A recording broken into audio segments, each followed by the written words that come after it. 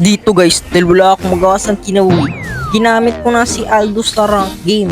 Ginamit ko nga dito ang aking ultimate mga kaibigan dahil akala ko mapapatay ko dito ang kanilang ranger, pero hindi ko pala mapapatay dahil micron lang nila ang aking mga galawan. Kukunin ko sana dito ang red buff ng aking kasama dahil maliit ang life ko para mabuhay lang sana, pero wag akin yan. Oh my goodness, you are talaga maya ka sa akin, Balmond ka.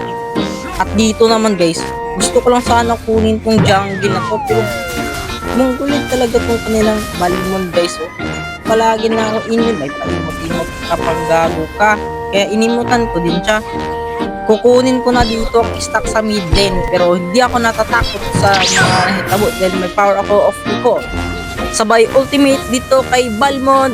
Row your boat gently down the stream.